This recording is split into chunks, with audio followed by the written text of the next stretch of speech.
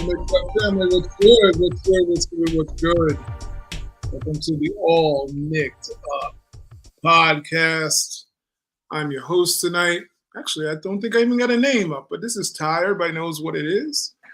How's everybody feeling out there tonight? A little windy in New York, in case you don't know.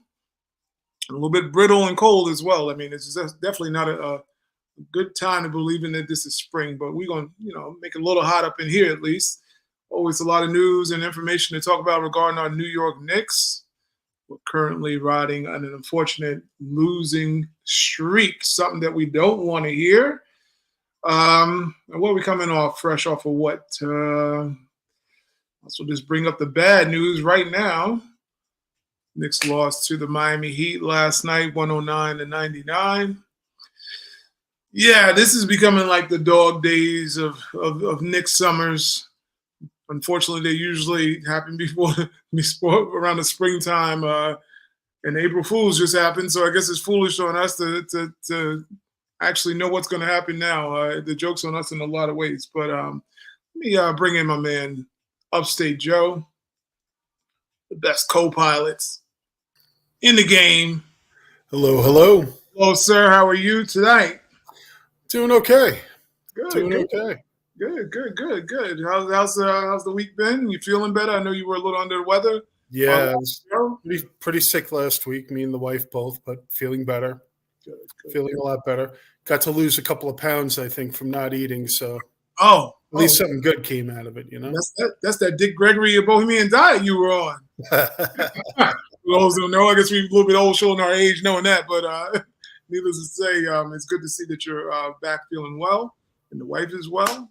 Of course, nothing like spoiling your stomach and making it worse is talking about the New York Knicks in this current time. As I got across the banner here, we see that we're currently in a little bit of a slump, unfortunately. We're coming off the Miami loss last night, something that no Knick fan wants to endure. Clearly, we don't like Miami, other than if you're going down to the vacation for good weather. But when it comes to basketball, definitely not a great time for us. I don't know if you had a chance to see the game last night, but needless to say, we pretty much Jalen Brunson a bust right now, unfortunately, in a lot of ways. He did his thing as normal and as usual. But, of course, we always know the real battle when we talk about Miami is between the coaches. Both of these teams are very similar in their styles. They believe in the half-court defense, a very slowed-down game, not a lot of points being manufactured. This is a grit and grind, albeit the Knicks have been very good on both ends of the floor under Tom Thibodeau now. But, we know the meat and potatoes is always about the defense and the grind-out game and making it ugly, something that usually is the results of when these two teams get together. When I'm looking at the score, I was very shocked that actually Miami hit 100 points. This is usually not the norm with two teams. Is usually a bruise them and batter them up kind of thing. So I don't know. What was your thoughts on the game last night? If you had a chance to watch it, I don't know if you did, but what did you take from watching last night's game against our noted rivalry, the Miami Heat? I wasn't able to catch the game, but I caught some of the highlights the next morning when I woke up. I had to be at work really early, so wasn't able to catch it. But it's Miami, and they seem to have our number.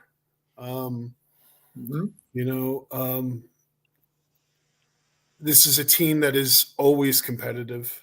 And then adding somebody like Terry Rozier at the trade deadline, who's always been a very, very underrated player. And, he showed that last night. Yes. It's been tough these last couple of games. Kind of watching teams that we should be losing close games and then going in and saying, okay, we have a chance at Miami right now. This is a good statement win, probably good for morale if we can come and get the W out in Miami. But, it wasn't meant to be, and again, it shows how thinly veiled it is that if Brunson has an off night, we have no chance, realistically, we go as Brunson goes. And even if Brunson is playing at the top of his game, like scoring 61 points, yes, sometimes we walk out with the L anyway. But I've watched a lot of the games recently, and I see the fire. I see them playing hard. I see them doing all the right things. It just feels like we don't have enough bullets in the gun. Yep. I can't sit here and pick apart the players. Brunson's allowed to have a bad game.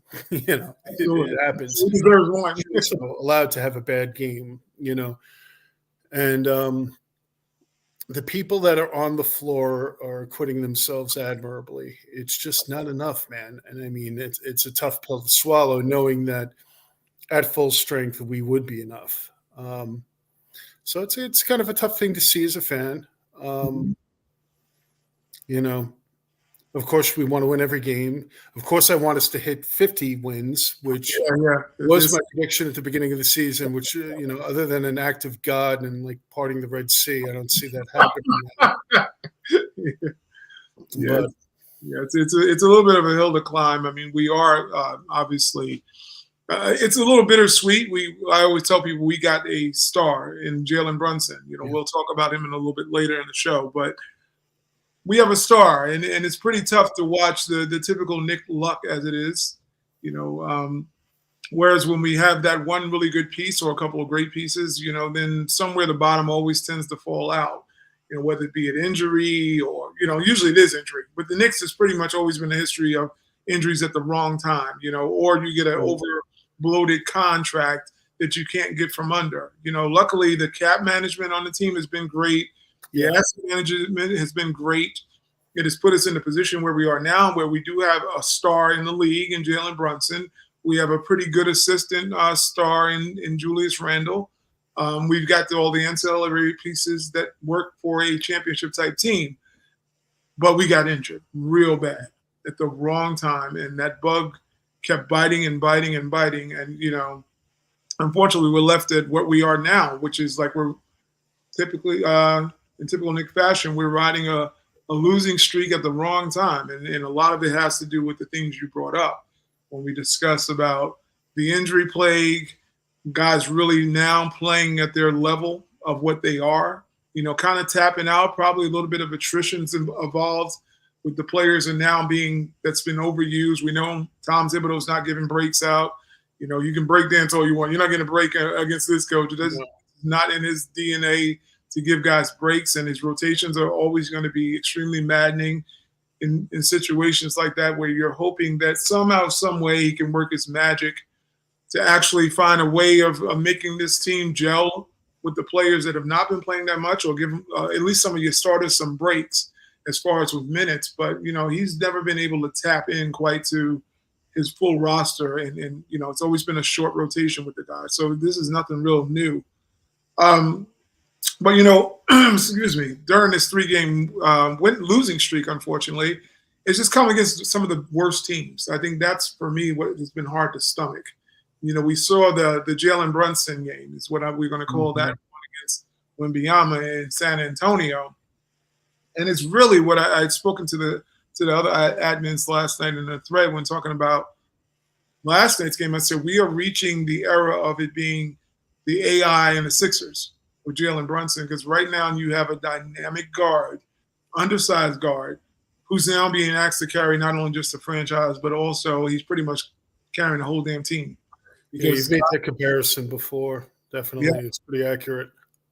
We are in that era right now, because now you're looking at a guy who's being asked to do everything. When he goes out of the game, the offense is no longer there. It's just guys cannot, Dante DiVincenzo kind of went on a little bit of a wanted poster after setting the record. I said that last night. We haven't seen Dante since he broke the record. Since he broke the record, it's been, he's been on a little bit of a downward spiral, which is very unfortunate at the wrong time. He showed up last night, though. Yeah, last night he did show up. He did show up. Yeah, he played well last night. It's just bad timing for the Knicks overall. I think that's really the key thing when we look at where we are. The 3-game losing streak, maybe Miami you can kind of justify. But the San Antonio one was we know about some of the controversy surrounding the San Antonio. We'll get a little bit into that now. But, what is there any trends you've been noticing other than we talk about the overusage of Brunson? Is there something else you're noticing about maybe a player, or maybe how the coach is doing his adjustments, or just the overall team morale of what you're seeing going on the floor and in the game? Excuse me. I think that the offense and the defense, I don't see much changing with that. I do think the offense has flowed better since the trade. It seems like a better moving motion offense. I mean, it looks good. I think the trend that I'm seeing is you can ask players to go above and beyond their capabilities for a period of time, but that is not sustainable. And over time, you're going to get diminishing returns. Things are going to revert to the mean, and I think we're kind of seeing that. You can have players like, a lot of the players that we have on this team, and have them step up and put in exemplary performances for a period of time, but eventually they're going to go down to who they are, who are they're low-level starters or good bench players, essentially on a good team, and then we have that one star. I don't like the no calls that Brunson is not getting. I think he has established himself as a star in this league and needs to be treated as such. It is absolutely warranted, a lot of the complaining that's come about the calls. We lost a game on something the other night that was just clearly a foul. So not getting the star treatment, I think, is something that is consistently happening. I see him get fouled a lot. It's part of how aggressively he plays defense and how aggressively he plays offense, and he fearlessly goes to the rim and he'll take charges and stuff like that. But, I think I'm going to make a T-shirt on that. Star treatment for Brunson. But again, I think the team is being coached well. I think the team is playing hard. I don't see any deficiencies or anything that could be tweaked that would maybe lead to a better outcome. I think that some of the bench players could stand to use some more minutes. I think, Bojan could get some more minutes. I think that he can be productive in his role. I don't know if the rotations exactly I agree 100% with, but as far as how we're going out and playing basketball, I have no complaints. I just feel like we need people to come back, man. No, that's very true. The one thing that I did complain about last night was watching Bojan, Bojan, whatever. I'm going to screw his name up a little bit. But needless to say, he was the guy last night where it was probably the one, I guess, profane moment for me in watching the game was he actually had his game going last night, and he got pulled when the Knicks were they needed scoring. I think they got back and they tied the game at that point, maybe went ahead 1 point. He was cooking. He was cooking with hot grease last night. And then all of a sudden you turn around, Thibodeau took him out of the game. And I'm like looking around, like thinking that my cable subscription ran out because I'm like, how the hell this can't be the Knick game that I was just watching where he was basting and broiling everybody on the floor. I mean, he had it going on. This was probably his best output as a Knick. You could just see they had no answer for him from Miami because Miami went back on their heels at one point during the game. 16 points and he only played 19 minutes. Yeah, well, see, there you go. Now look at that. You cooking with grease at that point. And fire and a little kerosene. He was on point last night. The guy who was not on point was Josh Hart. He was probably should have been pulled several times during that game, just for the fact that he was just non-existent on the offensive end. Which what ends up happening, it ends up killing Brunson overall because he needs the spacing in order to operate. And he also needs so that a team like Miami is just not going to zero in on him. They know who is the straw that's stirring the drink, and it's Jalen Brunson. Spoelstra is one of the best to ever do it. You know who he's zeroing in on. We should have learned from the last year playoff what happened when you double Brunson and you leave an ill-equipped team out there that cannot shoot from the perimeter. That was Josh Hart that game, which was, I guess, game, 4 or 5 against Miami where Brunson was cooking and he needed an outlet pass and he gets trapped in the paint and he basically turns the ball over because he could not send it back out to Hart for the 3 because he just did not trust his shooting. Last night was very similar. When you put 2 guys on the floor that cannot score and they're not scoring options and you know who is the scoring option on the Knicks, that's going to enter into a fail zone every time.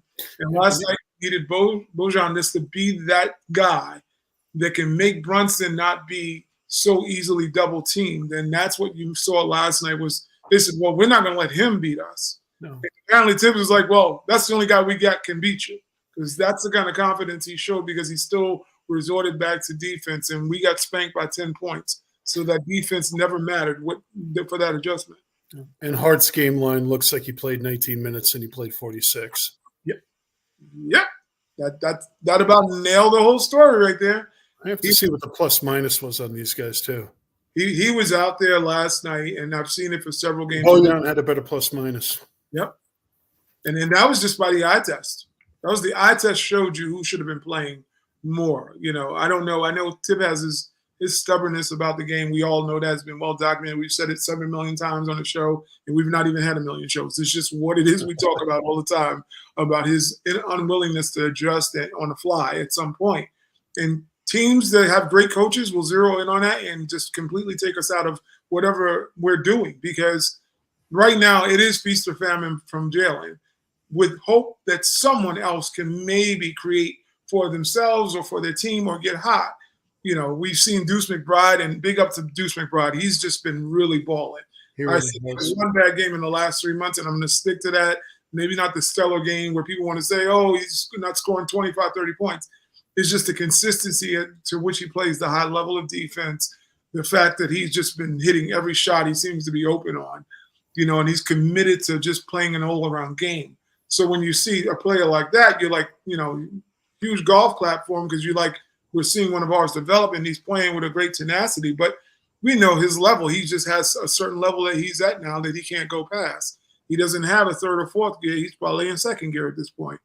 So you can't rely on a team to feel like he's going to be a major threat because what they're doing with the Knicks is taking your major cog out of the game and you're asking someone else to step into that role that he's always playing. And there's no one on the Knicks. No matter how great Deuce McBride is playing, he's not Jalen Brunson. And everyone knows that. So if you have Hart out there who's just a utility guy, that's what he's always been. I'm not trying to make him out to be more than what he should be. This is who he is. It's just he's being relied upon too much, where you might want to mix up some of the rotations and the minutes with some of the guys just to give a different look to another team that is trying to stop what you normally do. And Thibs has not done that. He is not. He's all the time with Miami. As Eric says, and I know Eric's going Euro right now for anybody. He's two-stepping over to Europe. When Spoelstra owns Thibodeau, it's just what it is. It's like until Thibodeau decides that someone else other than the people he likes can play, this is always going to be a matchup nightmare, and especially when us having the lack of talent that we have right now. So, it's just absolutely crazy. But, great effort from our team. Like I said, this losing streak is unfortunately coming at the wrong time. But, we can only hope to get some of these guys back to give us some help and some health. That's what we're really looking for now. For me, the OKC game was the one that hurt the worst. Yes. That was the one with we played that team at full strength, possibly the best team in the West, conceivably the best team in the West. Yeah. Talk about Deuce McBride and the job he did on Shai Gilgeous-Alexander during that game. He was just all over the place like a buzzing bee everywhere, following him around. And they just made the shots that they needed to at the end. They stuck with him. They fought really hard. And to go down like that at the end, that no call was there was no excuse for that. That was horrible. Horrible officiating. That was so clearly a foul, and the contact was so there. Absolutely. We don't know if it would have went to overtime and what would have happened, but still. Well, we've watched Jalen Brunson get robbed. We go back to the Houston game. This is not nothing new when you think about it. In a Houston game, how many refs are going to call that foul? Probably none. Well, hopefully we'll get like that Detroit goal after it, like that counter call. Yeah. Joe tackled who the hell did he tackle on the team? I forget. Was it Ivy? What's his name? Was it Jaden Ivey? Was it Ivey? It was Jaden Ivey. Yeah. Jaden Ivey basically tackled him. Yeah, he tackled him. There's a little WWF going on there. A little close up from hell, all that stuff. But it is. Hopefully, it usually balances itself out throughout the season. But we know that the Knicks are always prone to get those bad calls has been pretty much our history of the franchise. If you've been a fan of this team, But especially if you're over 30, you've been a fan of this team, you've watched this movie a yeah, good but many times. some of the I agree it usually balances out, but some are worse than others. When you think about what the grouping is like and the rankings Yes. and what's at stake and where we are in the season Mhm. and everything like that, that hurts a little bit more than when it happens in December. No, absolutely, absolutely, absolutely. It was one of those games where I mentioned to Eric at one point about how I thought it was the worst. It was a terrible loss. I said it was a horrible loss, and he said, "No, it was a disappointing." I said, "No, no, no, no. We were up by 10 going in from the third into the fourth. That's a game you sealed out. Yeah. The momentum coming in from the third was not great, albeit we were up by 10. It was one of those games where you knew you probably needed to make a little bit more of an adjustment to that lineup that was struggling to hold on to that lead in the first place. Although they had some pretty good breaks that went their way, and then you get into the fourth quarter, you knew you probably should have either put Brunson in or some more stabilized player. Shea Gilgeous-Alexander was off that whole entire game. So maybe if you do bump it up to 15, you might have enough cushion to last out the fourth and then come away with the victory. But when they came out and reeled off, I think it was like 7 or 8 straight points on a guy who's a really good player, but he should have not been the difference maker with a guy like Jalen Brunson and the talent that the Knicks have, especially when they're underperforming. They were underperforming the whole entire game. They stole that game, rightfully so. And then the bad call just kind of put the exclamation point on to be more disgusting. They played their heart out, and I loved how McBride played defense in that game, like I'd mentioned before. But the thing for me was, it would have been great seeing us down 3 starters beat that team. With our bench guys and our substandard of Brunson and everything like that, it would have been great morale for a team that's exhausted and that has been overextended Mm-hmm. and that has been, throwing rocks at teams with machine guns. It's that one really hurt. Like, I felt for them after that game. I felt that no call with Brunson, and I would have loved to see them go out with the W. I mean, you always want to see them go out with the W, but some of them are a little more, But yeah, that was not fated to be. No, definitely. And you know what? What we're seeing now is a little bit of the fallout. I mean, you can look in the Miami game last night. They felt that loss more so than they might want to come out and admit it to the public clearly. But you can see that there's a little bit of a disjointed play with the guys. Like last night, turnovers. There were just like these ridiculous turnovers, and the cohesion wasn't there. And to me, it was a sign of mental exhaustion with the team, probably physical exhaustion, which we know they should be exhausted given the amount of minutes they've been all playing outside of what they normally would have played in a regular season any other year.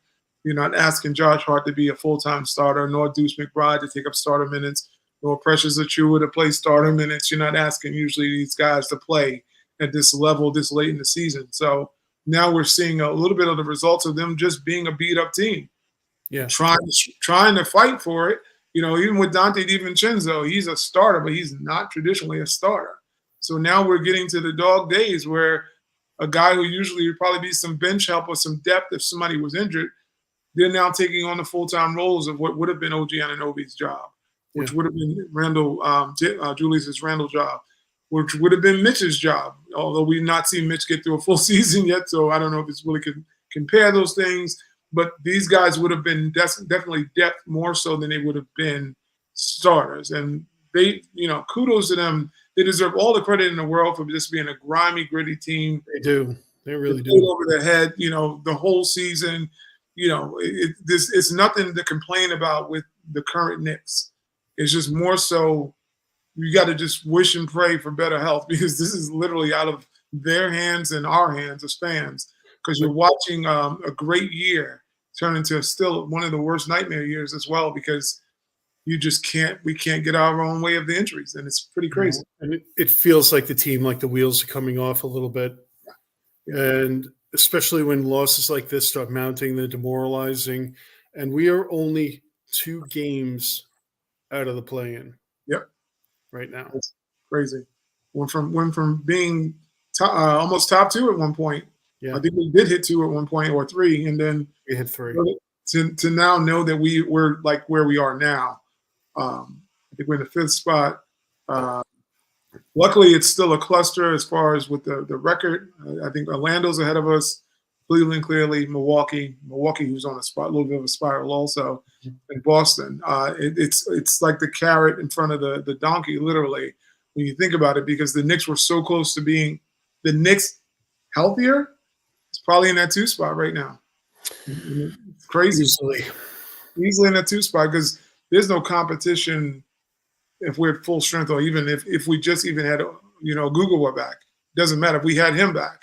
That would be a blessing in disguise, just to kind of put guys in their proper place. So not even just sans the Julius issue, more so if you just had that able-bodied person that can come in and kind of fill the voids. Because even when he was here, the issue was always about we lost one starter and one bench player that should be a starter on most teams, which was, R.J. Barrett and Emmanuel Quickly. You lost a lot of firepower, and you really didn't recoup it back with just OG. Luckily, Precious Achiuwa has played over his head as well. And McBride's emerged. Yeah, I mean, I wouldn't know where we would Monte's played better. I mean, I do see them filling that gap, but, it's not to get all philosophical, and I don't know if this is a conversation topic for later, but historically, we've been pretty healthy, even considering how how he runs players. Like, we picked the wrong year not to be healthy, man. Wrong year. The team that we have right now and the possibilities we have and how deep they were and the impact that Anunoby made, and then the additional trade for more bench depth and everything, like, we were poised, man, to make a run, like really make a run. It's hard. I'm sure every Knick fan is feeling this. If you're out there, folks, I feel for you. I feel for me too. I feel for Ty. Yeah. I love the fight that the team's showing right now. It's just, you wish we were at full steam. Because we'd be rolling people. It's like what Mr. T said. He says, "What do you predict? Pain." That's what we're right now. This is a rocky flick, man. We get beat up all over the place and brutalized. Or we could even go Drago from 4 and be like, I must break them. I must break you, and they're breaking us. I'm going to skip around a little bit here because I'm going to go. Actually, I was going to say this topic, but we're going to go to this thing. This is my OG whiz. That's all I can say. Just take the first 2 letters in this joint, and that's actually who we're talking about. We're talking about OG Anunoby, or Gugawa Anunoby. Man, this has just been the mystery man of the year. I don't know what to even think about this. We're hearing now. Well, let's see. I got here on my notes. He returned on 3/12. 3/12. He aggravated the elbow the second game of the coming back, and now he's missed 8 consecutive games on what we've been told was management. I guess is that what we're using now? We're going to call it management of what is believed to be, I guess, some sort of maybe inflammation. What they're calling it right now is tendinopathy. But they're not saying what tendon it is, which is basically tendon inflammation. But there was an article in the Post where they talked to a couple of orthopedic surgeons, and they talked about it potentially being tennis elbow, which is on the outside. Gotcha. And I didn't make this connection that it could possibly be that one because I had that. It took me 18 months to get rid of that. If you shook my hand, I would have crumbled down in pain. That's how bad it was when it was bad. Wow. If you shook my hand and squeezed. See, we might be entering what you're talking about when you think about it. I don't know. I mean, I'm sure they're giving him steroid shots and stuff like that, and he's getting better care than I got. But I carried that around for 18 months. Like, it was bad. The thoughts of when it happened, the second aggravation, we'll call it that, the second Aggie. When the second Aggie happened or occurred, I joke a little bit about it, but I half joke about the injuries with the Knicks and he's going to be just out because that's just usually the luck that we have. However, I was a little bit concerned, in all honesty, when I watched the Uchiawi, like when he went and reached, I'm like, well, damn, he looks like he's in aggravating pain. It didn't look like somebody who may have had some inflammation or some stiffness and maybe required, an ice pack on it or, anti-inflammatory after the game or some sort of management like that. It seems like an ow, oh, damn happened. Yeah. And then that's kind of what reframed what I was thinking today, because I was like, if I tried to play basketball with that when it was hot, I wouldn't have been able to do a goddamn thing. The second I would have had any impact on the arm, or it would have bent, it would have been searing pain. So again, yeah, I know there's been a lot of talk about his pain tolerance, but I remember that as being pretty damn painful. And I would not have been able to play basketball with that thing if that's what he has, which we'll never know because we're dealing with the shadow world. Now, I've talked about the shadow world before, man. That's a thing. That's a real thing. Yeah. It's like the metaverse, only it's created with lies and misdirection. Mm-hmm. And it is our medical staff. Yeah, there's definitely it's some ninja activity going on. You don't know where it's coming from, but you know it's happening.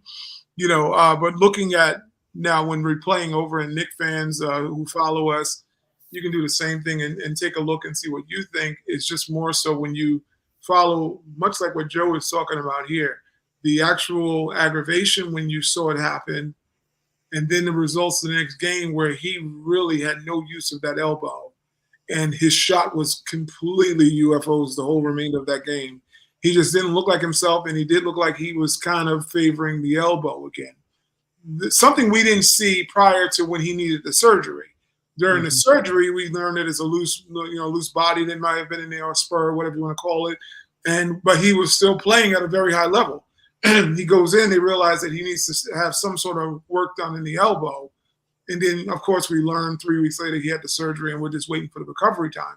He then comes back, and now when we paint the picture of seeing the actual aggravation, and then we see the results of the following game, and then the fact that he was just completely out after that. They just put him right on the shelf. So this reaching now and thinking about this, we're talking about another level of concern because the mystery involved when it obviously leaves us to question everything. But even more so, it's like, it kind of looks like what you're talking about, because if this was just inflammation, not that I'm some doctor or play one on television, but that's just basically taking down the inflammation. They have steroids, they have everything to take around inflammation. So this should be it's a notoriously stubborn injury, though. Yeah, see, so he can be.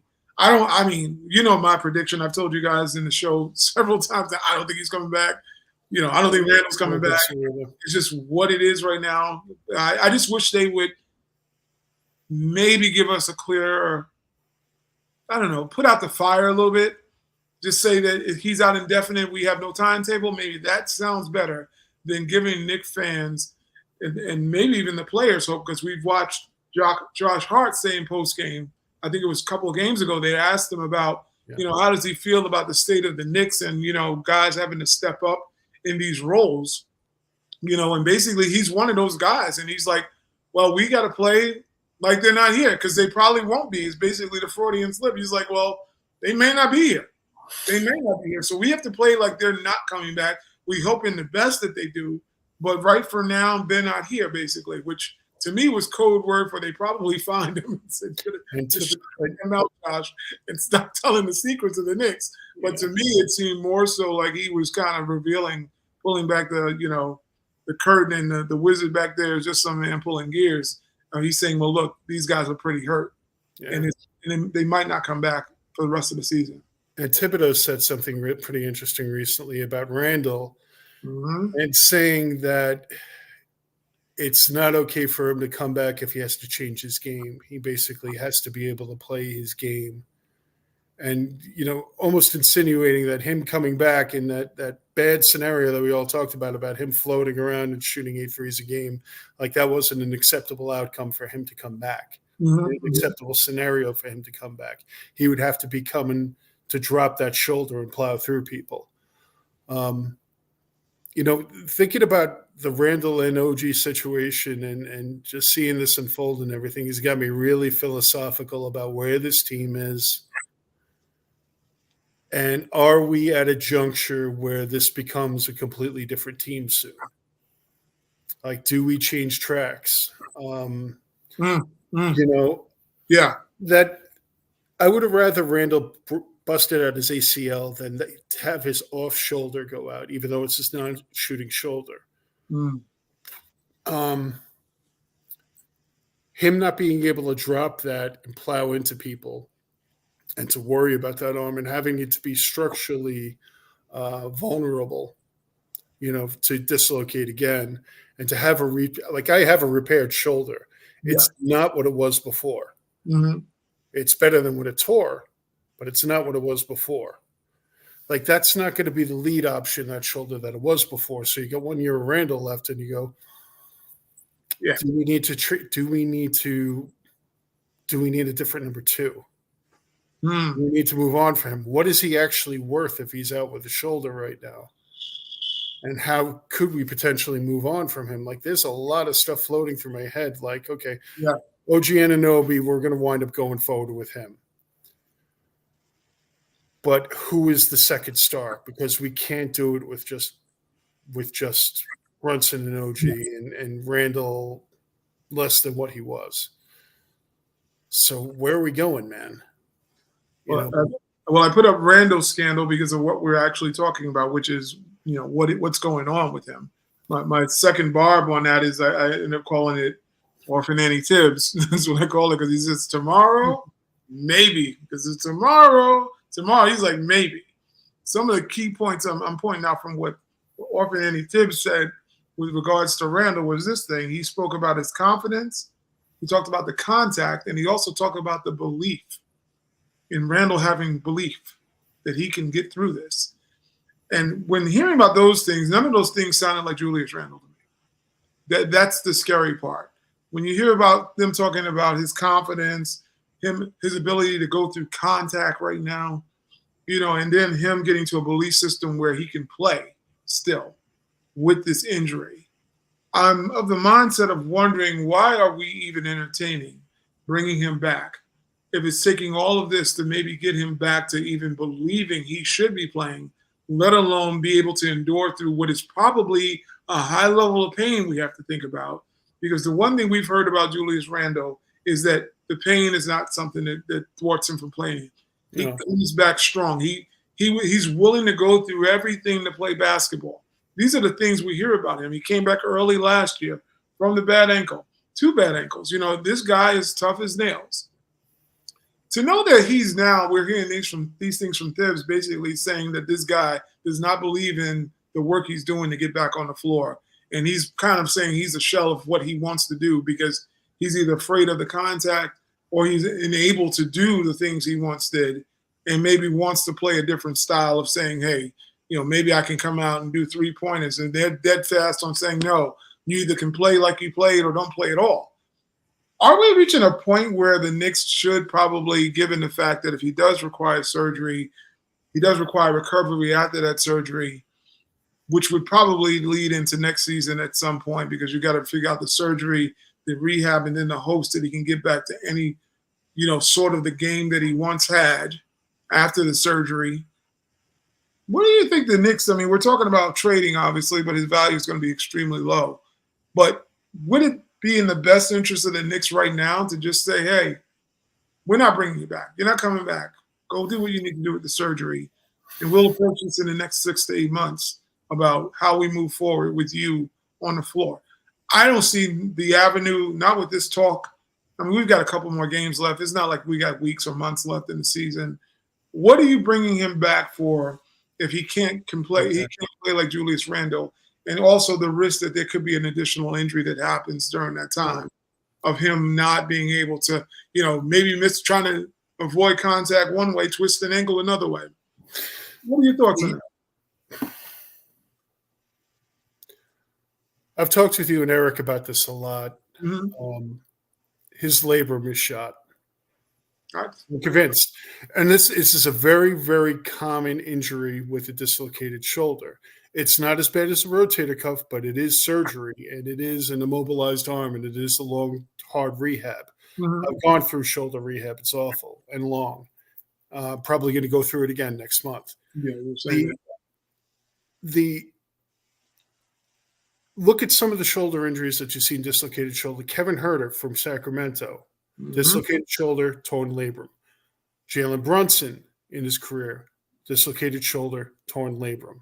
If it was just a dislocated shoulder, he would be back playing. Mm-hmm. Dislocated shoulder in and of itself is not an incredibly painful injury over time. You just have to build up the surrounding structures to protect that arm. But it's a couple of weeks, man, a month, maybe tops. Yeah. You know, for him to be out this long, they should have pulled him out immediately and gave him surgery. Because he's not going to be able to come back, especially considering he's coming off of this kind of injury, and be effective. Yeah.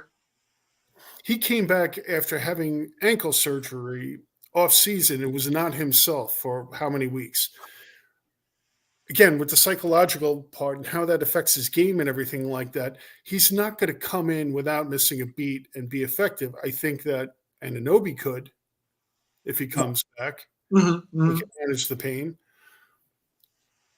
And I think it's possible. I think OG Anunoby will be back for the playoffs. I think they're going to control pain in that. If it is tendinopathy, it doesn't necessarily mean that there's structural damage. You know what I mean? Yeah, it doesn't necessarily mean that.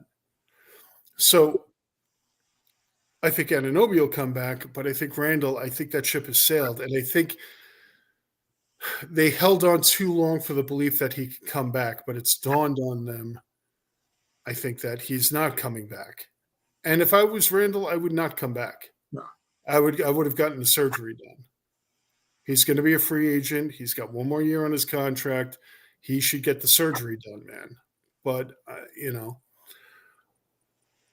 but again, we're talking about what do we really know? Everything that I talked about right now could be inaccurate because it's all guesswork.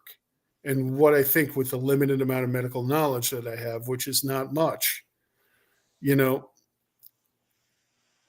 don't see Randall coming back and being helpful to the team. He should get the surgery.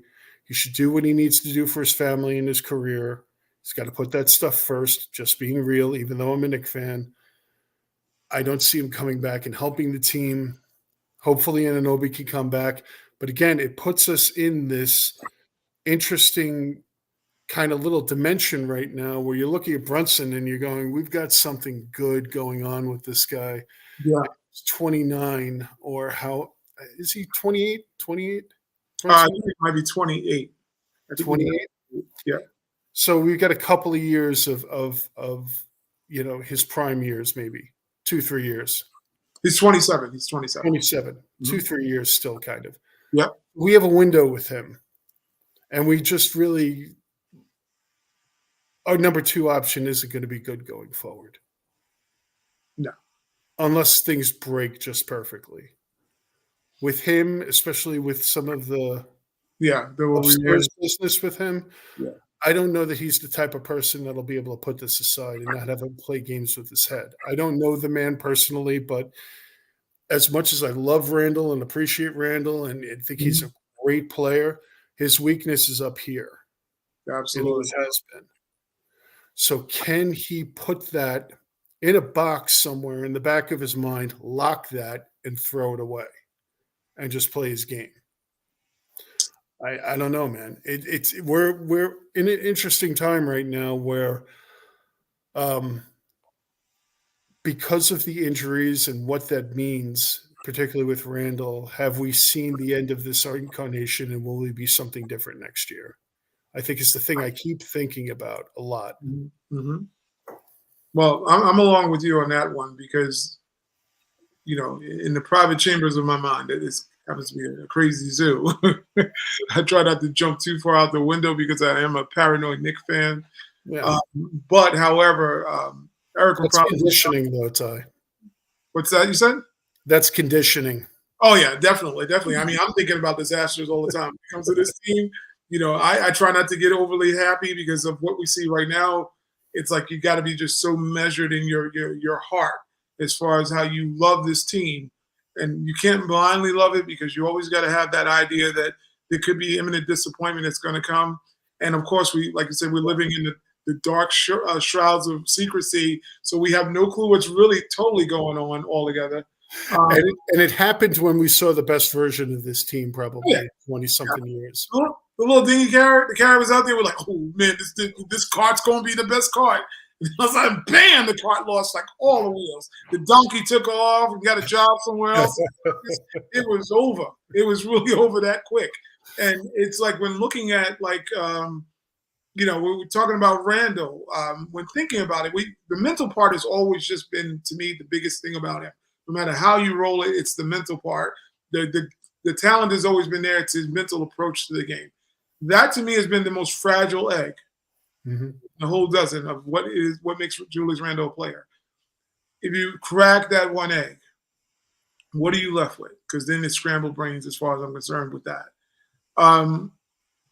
The Knicks are in the greatest worst situation. I told the guys that the other day. They're in the greatest worst situation. That is a fantastic way of putting it. Because we got an A1 talent in Brunson. He's definitely top 15 player in the league. I mean, if you had a question about it before, to shut the hell up because the question is over. He's one of the best players, maybe the second best point guard if you want to put Shai Gilgeous ahead of him. Shai Gilgeous is an MVP candidate this year, so I'll give him the nod. He's a tremendous player. He's been clutch. He's done a lot for OKC. The team is very young, and he's put them on his back, and he's a great leader for them.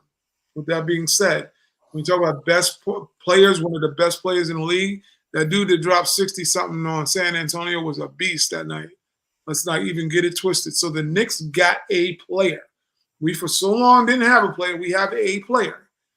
We have definitely role players that are high-level role players. But the worst part of it about this is who the Knicks front office and who are they going to invest in long term to be those 1A, 1B, or 2 players that's those second and third options past Brunson are so vital right now that you make the great decisions on these guys because OG every year he's going to have some sort of weird injury. I mean, not to his own, not injury prone. History proves that to be true. Yeah, he's going to get some weird aspect that's going to go on. You're going to miss him for a little bit of time.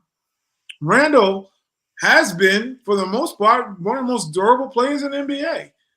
And it's just so happened the last couple of years, he's gotten one of these types of injuries where it's like, an hit injury, hit, and all of a sudden he's out for a long period of time. Last year it happened to be like the 79th game he gets an injury out of the 82. It was just some freak accident. Same thing here. Freak accident, he falls, shoulder goes left, he goes right, and he's out. Now you have to say you have a player in Brunson who we see is durable. He's been hurt in games. He's come back quick. He's shown nothing. He hasn't lost a step when he comes back. If anything, he comes back with vengeance. So, you're not really questioning unless he truly breaks something. Brunson, for the long haul, seems like he's a guy who can take with the Timex, keep licking, keep on ticking. That's really who he is as a player. And he happens to be a monster on the floor. So you've got that one player. Now the Knicks have some decisions as a front office. They are now looking at Julius Randle, your second best player. And for 2 seasons now, we've seen an ankle, which could happen to anyone. This shoulder injury, however, is way different than just some ankle injury. You're talking about a guy whose physical build is his game. He's a physical dude. His like game. I said, I would have rather it been his ACL. Yep, because then you can understand where that needs to go and won't affect his style of play. No, he's not an athletic player. It doesn't matter if it's a repaired ACL. He's a football player playing basketball. That's really what when you look at Julius Randle, he's a physical specimen. He's a bull. They used to call him, I think, young bull. He's a bull in a china shop. This is who this dude is. You're now asking him to not have any contact, to not bully past people, to not be aggressive, because now you're going to try to turn him into maybe what happened with LJ to a degree with his lower back issues. Was a physical guy coming in the league, dunked on everybody. LJ being Larry Johnson, Grandmama, whatever you want to call him. He had that same physical game, a little undersized. I think he's a little bit smaller than Julius. More athletic than Julius. And more athletic, absolutely. But he played that kind of physical intimidation. And then he had to morph and say, now I got to be more of a perimeter, 3-point shooting player. But LJ's IQ was high. I think people didn't think that about him as a player. his IQ was very high as a basketball player. I don't think you can get the best out of Julius Randle turning him into a perimeter player. If Yeah. that's entail moves. We've seen that movie before, man. We've Yeah, seen that movie. was bad. That was Beverly Hills Cop 15. Nobody wanted to see that. Nobody wants to see Axel Foley 15 more times. And I love the first one. Like, look, Axel Foley with a walker and a pair of Depends on. Yeah, because as soon as Axel went to that playground where he was at the Disney World and it was over for that franchise. It was done. Nobody wanted to see that crap after that. Same thing with Julius. Do I want to see Julius Randle, who was starting to play, as we've said on this show and announced it, was playing probably the best basketball as a Knick, because of the style he decided to play. We're like, well, damn, it took you 3 damn years to really come out and play the basketball that would get you further as a team than what you were doing prior. We are not looking for him, and maybe this is what Orphan Annie Tibbs is talking about. Be who you are. We don't want to see another version of you, because maybe in Randall's mind, he's thinking, I can come out and help contribute by being a perimeter player, changing my game up to be able to contribute. And he's like, no. You can't come back like that, because if you come and do that, you're going to hurt the team. You're going to hurt the team, because it won't work that way, because we can't have you being – you just can't. The Knicks really don't got a perimeter guy that is consistently a wing threat. You got a point guard who happens to be your best post player. That's what you got in Jalen Brunson. That's the dynamic of him. He's not even a perimeter player as much as he's just more of a 3-level scorer. And also we have people that can shoot the three. Yeah. We have plenty of people that could shoot the three. This is the best 3-point shooting team I've seen in I don't even know how long. Yeah. We don't need Randall jacking them up. We have other folks that can do that. They could fill that role. We don't need him for that, shooting 32% from 3 and jacking 8 of them up a game. I've always been appreciative of Randall, what he's done for the franchise, and he has done a lot, and I will not minimize that ever. I appreciate his heart. He has got a heart of a lion. He's a competitor. He wants to win. He wants to win here. He was never afraid of this place. Yep. A lot of people are. And you know what? We don't need them. No. But I'm looking at this situation right now, and I'm seeing the credits on his career as a Knick. I don't – he's an expiring contract right now, especially if they send him out for surgery and he misses the playoffs again. Yeah. He doesn't have the chance to redeem himself for his previous playoff failings. That's going to be the book on him going into his contract year. Can't do it in the playoffs, or not a playoff contributor. And, people aren't stupid. There are a lot of smart people running basketball franchises. And the points that you and I know on how that injury will affect this game, believe it or not, that is not lost on anyone that has a front office position that will be handing out contracts. Mm-hmm. Mm-hmm. Yeah, I mean, the whole thing's got me feeling philosophical. You need some philosophy in this entanglement we got going on here. Yeah. This Will Smith kind of entanglement, because let me tell you one thing, it's about to hit some confusing times for Knicks, the Knicks front office, because as much as I appreciate their loyalty to the players, and it's something to be said, because the Knicks front office has gotten its smear campaigns throughout the last 25 years. We know it's been well documented about the crap we've done. Not we personally, but our front office has done. We've been in shambles and running a pretty much a shit show. I mean, it's no other way of saying it in French. It's a shit show when you think about that. But I think we have to think along the lines of, albeit Julius Randle or whoever else is standing in the way of a championship, and that's the way I'm putting it forward. You got to think along the lines. He's been loyal. He's been great. He's the first guy to come here. When nobody else wanted to, he wants to be here. But as I've said and documented on this show many times, I'll trade my mom if it means the championship. He's got to come out the game. Word. She's going to come out the game. I love you, but you got to come out the game. Word. Same thing applies here when thinking about Julius Randle, who has been, a changer for this franchise. He's come and done his due diligence. He's a 3-time All-Star, probably 3-time All MVP player. All NBA player. We know about the decorations that he's garnered since he's been here. We get it. But we're talking about you have maybe one of the best players in the league right now, and you got a 3-year window. It's 27. You got between 30, maybe 31, 32 to kind of maximize out that person before they start spiraling downward. Unless he knows who LeBron knows. Yeah. Good at that, and I don't think he knows who LeBron knows. You can't afford to be patient with it anymore because you can't just plug in somebody and have it be. He's got to go. He's got to. If what we're seeing now is a result of a player who's that injured and needs that much work and that much recovery, which is what to me is what it's seeming like. And you've got a player in Jalen Brunson who we've watched get injured. We've watched him get overused by Thibodeau. I've seen him tear his ankle like 15 times in the last 3 months. Yep. And the falls. People forget about the falls. How many times that guy hits the floor? As they always say, as in NBA terms, they always say you got only but so many jumps and so many falls you can have on your body before it starts really affecting you. Same thing applies to a guy like Jalen Brunson. That guy gets beat up a lot during the games. Yeah. And he takes a lot of punishment. But he's great right now. So it's like, well, do you wait on the bus? Because Julius Randle is the bus you want to get to the bus stop. But however, we realize there might be some flat tires. The engine's putting a little bit differently. And maybe it can't handle the load of the amount of passengers you need to get on his back, or in this case, in a seat. So we're bringing him up, and you already got a full charge bus. You already got a Ferrari ahead of the bus. Now you got to say, do I wait for this bus to be in tow? Because if your answer is you're waiting for him, you're closing out your window for a championship if you indeed believe that you could put together an extra player or get a player that can come in and fill the role that he can't fill on a full-time basis right now and maximize out Jalen Brunson in the next 2 or 3 years and roll the dice. I think they have to roll the dice.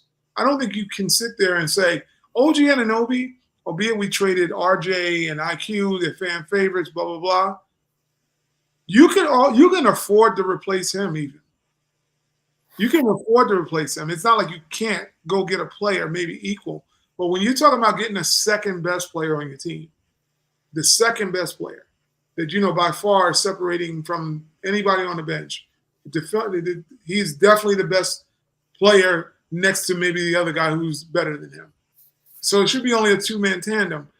You can't just go replace Randall for what he is to this team. You need to go find an equivalent talent, better or more, as good or more. So compliment Brunson, and that's a very tough get. I do not believe making Anunoby part of that discussion is a good idea.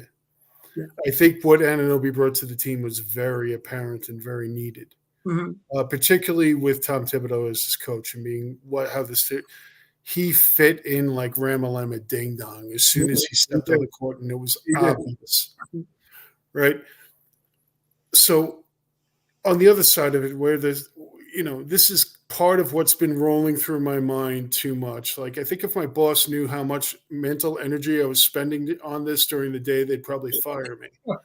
So you're a big fan. We have all the draft picks, right? And we could probably package them and Randall as an expiring. Randall will have value as an expiring contract for a team that's looking for cap relief. And there are a lot of teams that are going to be looking for cap relief due to changes in the cap structure and luxury tax and all of those things that are kind of changing. One of the reasons why, if anybody said that Karl Anthony Towns was getting traded, it was going to be this summer because of this contract escalation and what that would mean to the ownership of the T-Wolves and what they would have to pay. But again, it goes, okay, we have the salary. We could turn around and take Randall's salary and maybe Bojan and match salary with almost anybody in the league. You're right. Absolutely. But who's available? Who's available? Who's the guy? That's the problem. We can give 5-6 first-round draft picks, Randall as cap relief and Bojan as cap relief to say, look, we could wipe your books. We can give you all these draft picks, and you could take that cap space and go after somebody. Somebody could bite on that. Absolutely. But who? Who? It's who? That's the thing. It's Woodsy the Owl. Who? I mean, literally, because it's like you're thinking about the potential's there to make that kind of Oh, deal, yeah. to bring somebody else and also sign Anunoby afterwards and go over the cap. Yeah. It's in place. I mean, I just think that we got to pray that the Knicks, and once again, I talk about subbing out my mama, but it's really them subbing out Randall and saying, we love you, but, and that's the whole thing. And when it comes down to winning, those are the tough decisions you may have to make because you get attached emotionally to players and people in your life, whatever. It's a normal reaction, human reaction. But we are also talking about business, and they're in the business of basketball, and they should be in the business of winning championships. Yep. So if they're in the business of doing that, this latest injury, because of we really don't know. We have no clue, and then you're hearing the mystery conversation that's being had.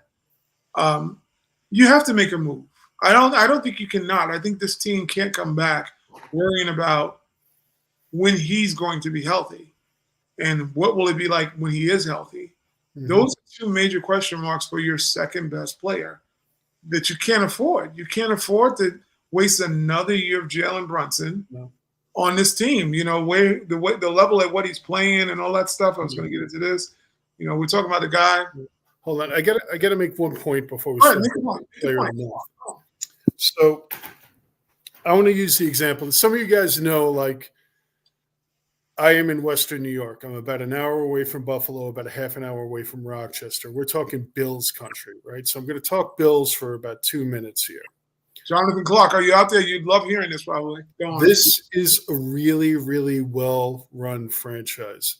Mm-hmm. They have a young stud quarterback, one of the best in the game right now, and they had a good team behind them that just hit the wall and went as far as they were about to go with it. And these were beloved players. They cut bait on all of them. They traded Stephon Diggs, who the fan base loved, absolutely loved. They realized that we've taken this as far as we can. We've got all of these players on the back end of their career making a lot of money. We're cutting bait on all of them.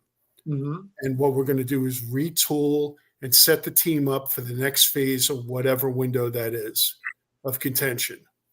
This is a team that has the stones to do something like that. You know, to let go of beloved players and players that have contributed to their team and have been special players and done the jersey proud. That's how the Knicks have to approach this. Yeah. They have to go in with an insect mentality, assassin intentions, and everything focused on what is the next phase of this, because it's feeling like we've gone as far as we're going to go with how this is currently constructed. That's my point. No, that's a very good point. And what was the insect thing you said? It was the insect mentality. Insect mentality. There you go. I mean, yeah, literally. Leave the emotion out of it.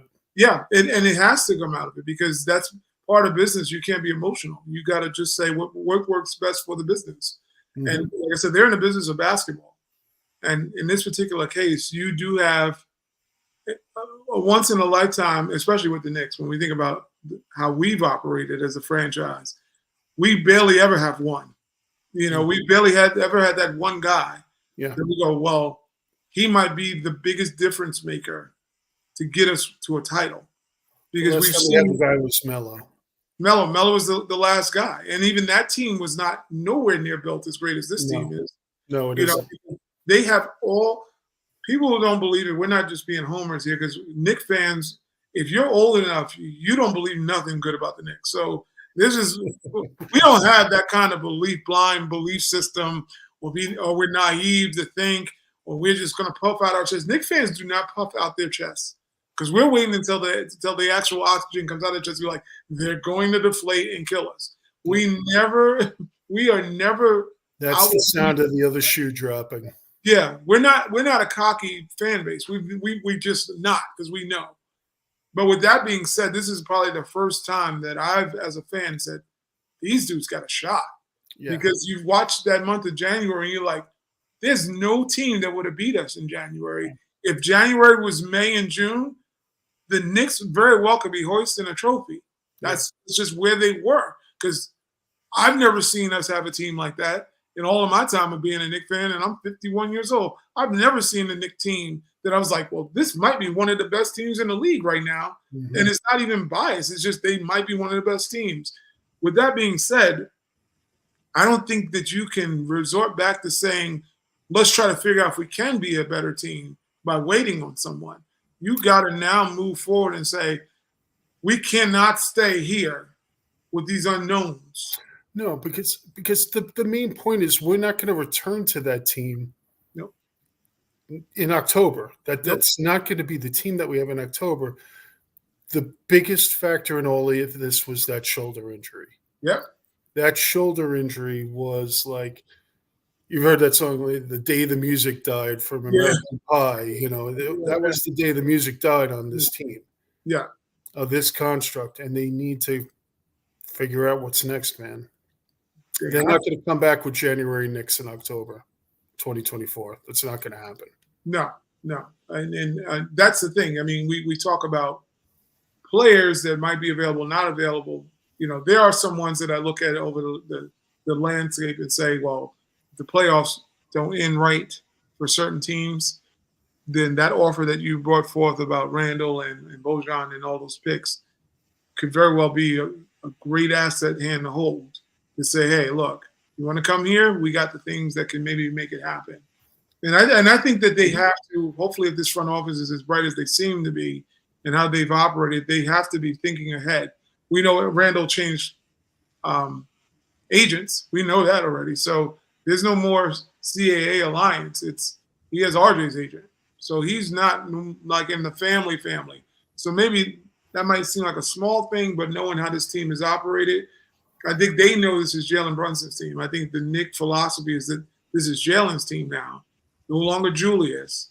And the build has to happen around him. The question is the player that you put next to him, and how soon can you get that done? We're going to talk about Brunson a little bit here because I want to get, before we wrap up the show, he did win Player of the Month. That was a cool thing, you know. And Luka won Western Conference, 2 former teammates. Go eat that, Mark Cuban. Jalen Brunson came out and showed off his arse, as we say. Month of March averages, he averaged 29 points, 6 assists on 3 rebounds.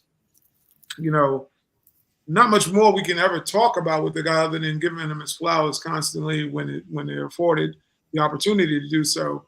He's just been fantastic. You know, we talk about this season, what would have been without Brunson. Well, we can say that about maybe the last 2 seasons. Like, what would this team be without Brunson? He's given a lot of hope to the Knick fan base. You know, he's given respectability back to this franchise as well.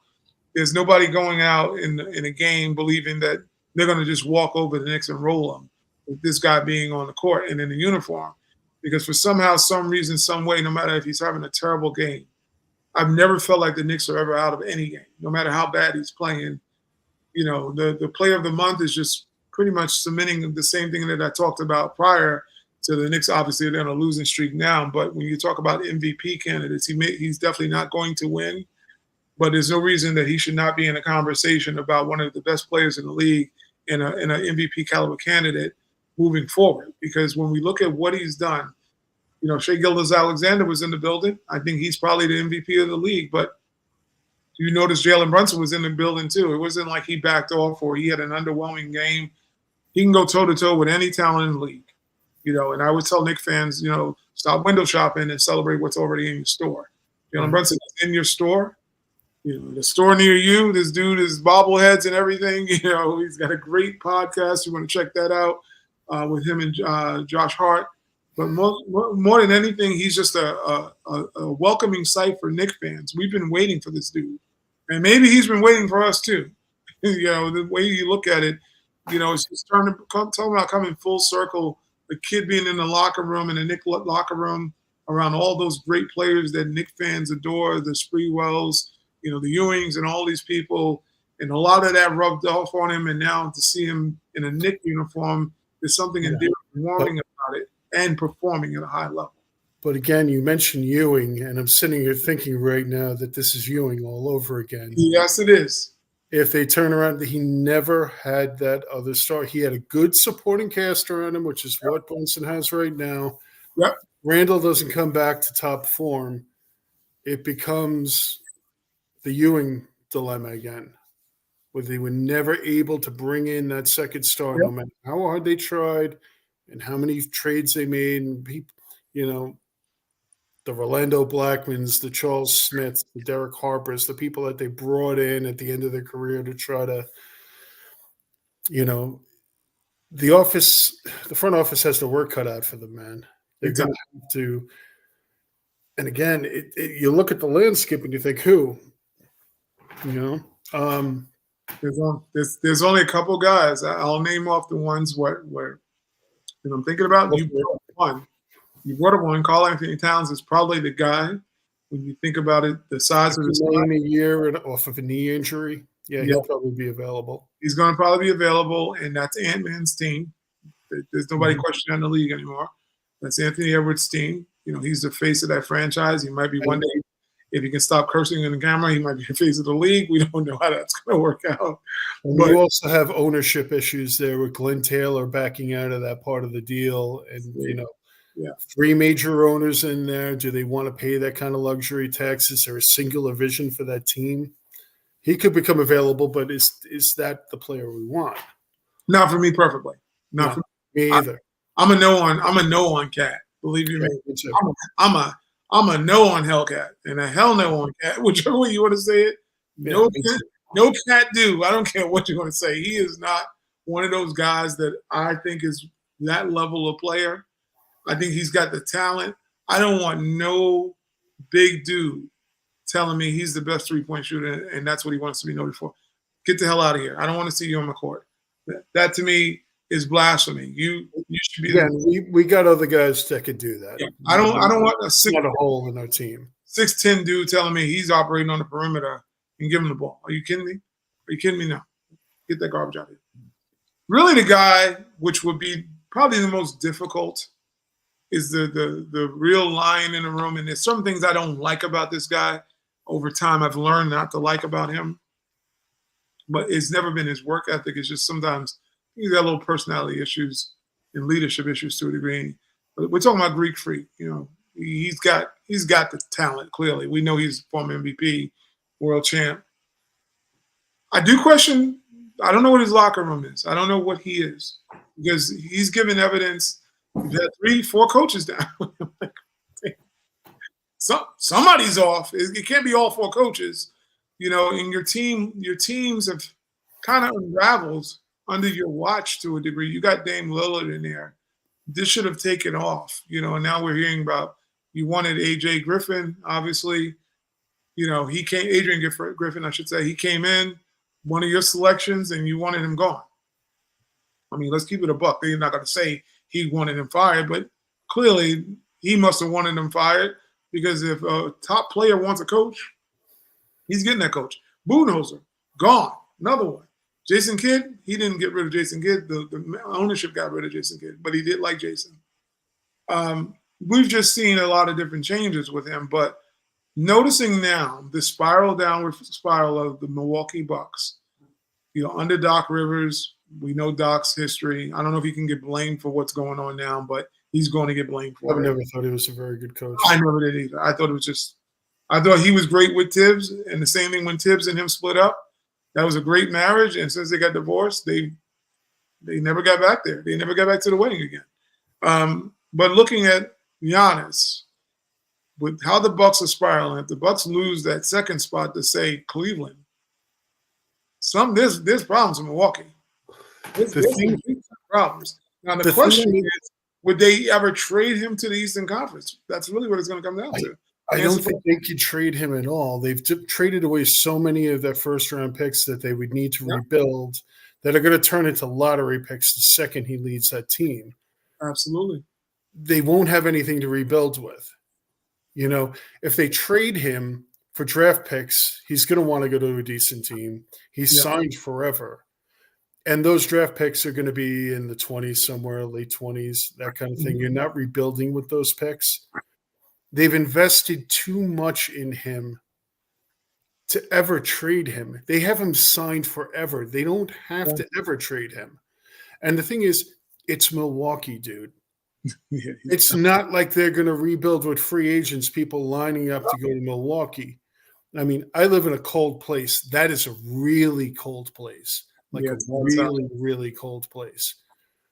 NBA players don't like the cold. Not If they're doing going to a cold place, they're going to win a ring.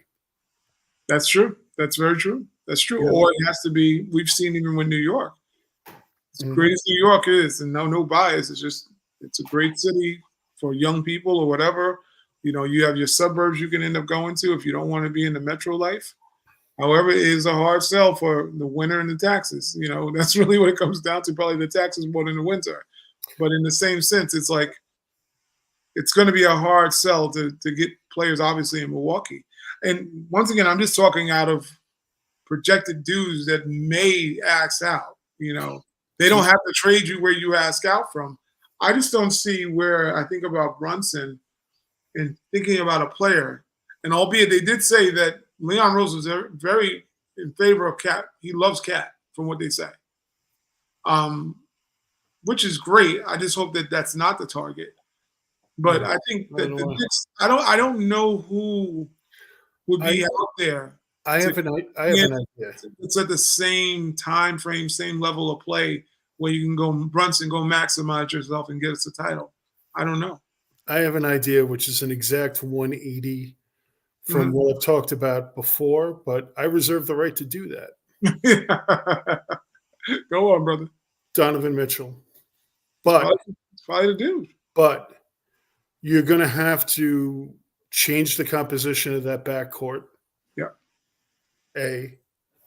And maybe having two of the premier scoring guards in the entire league, which are Donovan Mitchell and Brunson. Yeah. And if you surround them with defense and rebounding and shot blockers and just surround them with that and just let them rack the points up and have all the intangibles elsewhere, that could work. That could realistically work, I think.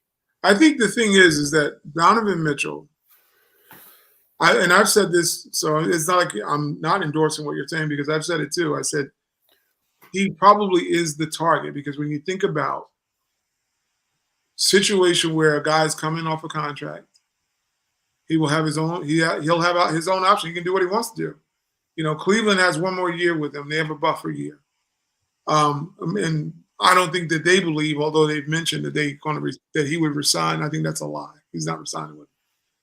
But the thing is that when you look at where the Knicks are, well, he and Randall come off the book same time. They just do. He wants to be a Knick. That's been well noted. Will they be a short backcourt? Absolutely. Is Brunson a badass dude at a short backcourt right now? Yeah, he is. So they have what you could surround that with. Yeah. What can you do? Because I don't buy the whole height thing. I went over this when Becky Hammond brought it up about height. And I go back to the one team that told you height didn't matter because they had a great team, and that was the Detroit Pistons. Joe Dumars and Isaiah Thomas were not the tallest men. No. And it was in a rougher, tougher league that was more center-oriented and about post play. But they were just tough covers. They knew they were tough-ass dudes. Let's just put it where it is. You weren't posting up Joe Dumars. That's Michael Jordan, who I would think he would probably say his toughest, and I think he said that his toughest opponent was Joe Dumars. It was nobody. He didn't say nobody else. And Joe is nowhere near the height of Michael. He just wouldn't friggin' budge. He was one of those tough-ass dudes. Donovan Mitchell's built a lot like Joe Dumars. There's not too much different. He just leaps better. Mm-hmm. Are the Knicks capable of playing stellar defense even when they're undersized? We see Dante DiVincenzo. He gets at every loose ball you can find. There's a lot of deflections. That's what you have to ask yourself. Look at where the Knicks are built now. Craig's probably going to love this when he sees the show because he would love to have Donovan Mitchell. He's just trade anybody to get somebody new here. He wants a star more than anything. He wants a star. But when you look at the dynamic of how this would work, you're essentially saying Dante DiVincenzo, who's been lights out, he's been great. You're basically saying he's worked this whole year and the Knicks have been excellent. So now I'm taking him out and I'm putting in a guy who gets 30 points a night. Because that's where a heart has to go in that trade. This is where the tough decisions are going to be made. You pair Donovan Mitchell with Brunson and it can work. I don't believe that it can't work. It's just you got to have somebody willing to sacrifice parts of the game, and I think Jalen Brunson would.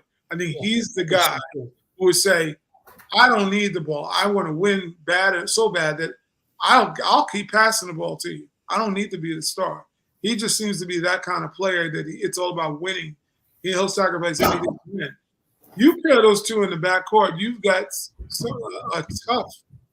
a tough cover for any team in the league to try to guard against. Because everybody wants to bring up the defense.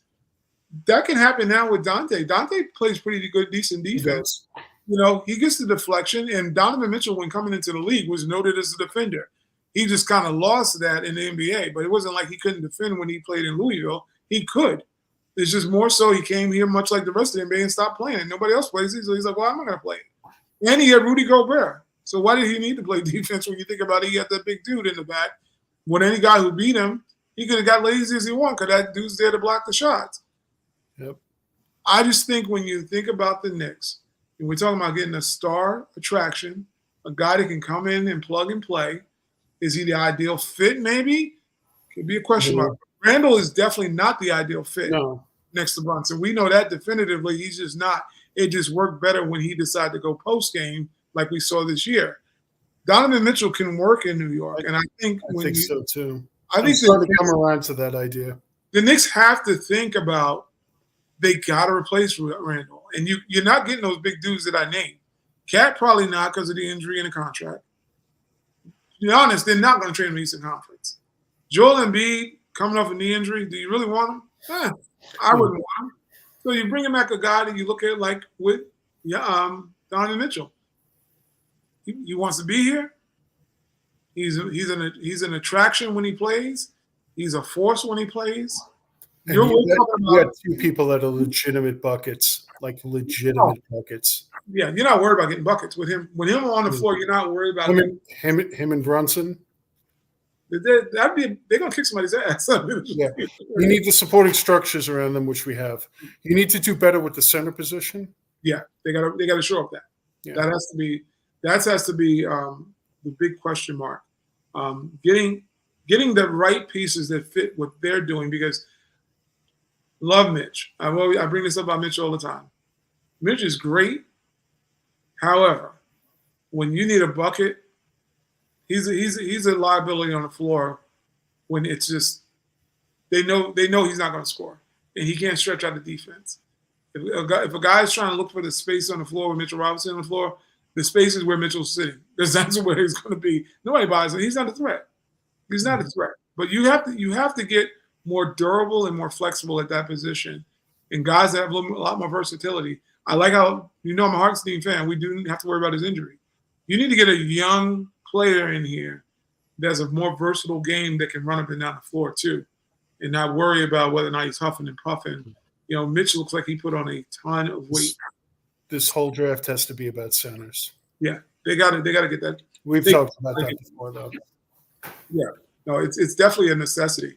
But that's the whole thing. That Donovan Mitchell is probably the one get the Knicks can get, and might be the only realistic answer for a situation where Randall is now. And you got. I think one of the Atlanta guards is a possibility too. DeJounte could be, or Trey. I wouldn't be surprised if they moved off of Trey. Trey's getting moved. I can't see him not getting moved at some point. But the Mitchell. Is option is a better option in my opinion, but I can see those Atlanta guards kicking in. But I don't know that one of those Atlanta guards. But they're both good players. I like them both. Mm-hmm. I kind of hate Trae Young, but that's a good thing. It means that he's a good player. Yeah. But I don't know that they put us where Mitchell would put us. Donovan Mitchell definitely puts us more in a title contention than DeJounte Murray or Trae Young. Definitely.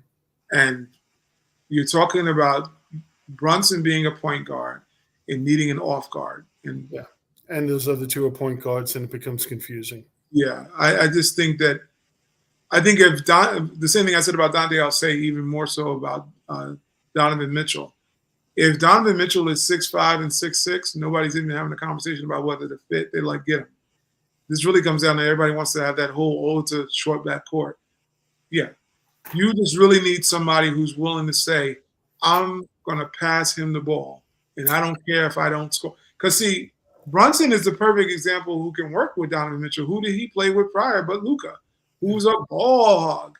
Right. He's a ball hog, and it still worked. Dallas got to the Western Conference Finals with Brunson and Luka as the backcourt. Something that you wouldn't think could work, did. So you can work here in New York with Donovan Mitchell. It's just whether or not you feel he is that much of a difference maker, or you feel like they might overpay him, whatever the story is. I mean, he's a talent. It works. I just know that what we see in Julius Randle now has to be adjusted. No. And that's the only quick answer that wouldn't be a fallback in talent is Donovan Mitchell. It wouldn't be a fallback. No, it would actually move us forward. But something just occurred to me that just put a real cold chill down my spine. Mm-hmm. We go into the trade market. You know who our most tradable asset is? I have no idea. What do you think? Deuce McBride. Oh, he is. That contract and how he's playing now. Oh, yeah. That contract, $4 million a year for 3 more. He's valuable as starting next season. He's valuable to play the way he is. That's our most tradable asset. He is. He is right now. And that's a good point, because let me tell you one thing. That dude has been lights out. Eric compared three more years at like $13 million. He's signed for. I mean, when I tell you guys talking about stepping up and not disappointing and just plays every game with, I mean, he's a Knick. He's a Knick. He's definitely he's going to be, now that might be a hard trade. No, I know. But be a hard trade. You know his name's coming up. Oh, it has to. I mean, his value is right there. Like you said, you're right. He's very valuable right now. I mean, what can he really do on the floor? You know, when you think about it, the role he comes in and plays, you're talking about a 6-man type of role, backup kind of role, but he's coming out and he's having these phenomenal numbers, and he's playing a lot of great defense. You can't knock. Deuce McBride is a baller right now in New York. Yeah, definitely. Hold on, let me move on to this one thing here. I think we touched on this though. Maybe I won't. Well, let's talk a little bit about it. We're talking about Brunson, and I called it foul ball. You know, which is I thought was really interesting that Tom Thibodeau came out the other day. Actually, it was actually as of last night against the Miami game, and he was like, "He's getting fouled. He's getting fouled. He's getting fouled. He's getting fouled." That's the quote. This is going to be we're talking about practice quote from Tom Thibodeau. But I did a little bit of research, and I was laughing because we heard Brian Windhorst speak about Jalen Brunson and how he is a foul hunter, is what he called it. A foul hunter that the league is aware of is hunting fouls. And I said, well, I was saying today to the guys in the thread, I said, in all honesty, he does have a little Kyle Lowry in him, meaning Brunson. Brunson does have a little Kyle Lowry. He's both from Villanova. They are very crafty, smart guys, and they're going to sell a ref on a lot of tea. Don't say that to Craig. What's that? Don't say that to Craig. Oh yeah, don't say that. No, Craig's on getting twitchy now hearing about Kyle Lowry. He's a Knick player. But yeah, when you look at Brunson, Brunson's very crafty. He's got a high intelligence level. The dude's all that. But I did do some research, and I was laughing because Tom Thibodeau did say foul. I think Brunson shoots about 84% from the free throw line. I think it might be the number. Somebody can correct me if they know different. However, I did want to point out one thing. This is a little bit of a showman thing going on with Brunson as far as not getting foul calls, because it actually is not true. It's funny enough. But we're not going to tell the league that, but we are telling us Knick fans. 84.2.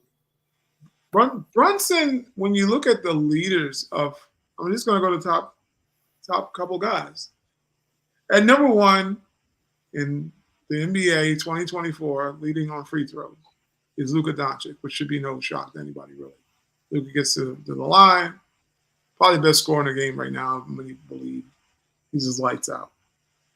Number two on that list, and that was at 8.8, mind you. He gets to the free throw line about 9 times a game. Second on that list is Giannis. Now, they have it listed that he goes to the line 11 times, which is kind of crazy, but I think it's the amount of games he's played and however they did the math. So he's leading second. The attempts don't matter. I guess it's probably the amount of games he played. So the average is 10.9. After that is Shea Gilgeous-Alexander, who actually averages 8.6 times to the line. He lives at the free throw line. Yep, he lives there. You would think Brunson would be way down the line. Brunson's next. He actually averages 6 times a game. Now, mind you, if you're comparing him to the other top 3 guys, yeah, he's not getting nowhere near the credit he should be getting. No, think about the way he plays. Yeah. So we're talking about 6.1. So technically, yeah, he's not getting to the line, but he is 4th in the league. But I guess the question that I have more so is the fact that this is more about, Brunson, we know he plays a physical game. We've seen the contact happen in the reports afterwards. Oh, he did get fouled. He did get fouled. Yeah, maybe that was a foul. All the footage, maybe he didn't foul that guy. It goes back to what we often talk about as Knicks fans. When we look at our guys in our uniform and the treatment throughout the league, many people think that we're just, conspiracy theorists. Oh, they don't really do that to you, Knicks players. Someone posted the other day, they showed, actually it was today, they showed Stephen Curry getting clotheslined and it was not a foul also. So, yeah, okay. I'm going to show the league has a hard time balancing it out. I said the one thing about Adam Silver, he's basically during his tenure, it's been the most imbalanced league in his tenure. It's either extreme offense, or just let him clothesline him for the first 3 months to prove that we play defense and don't say nothing. So we've reached that precipice with, I think we froze.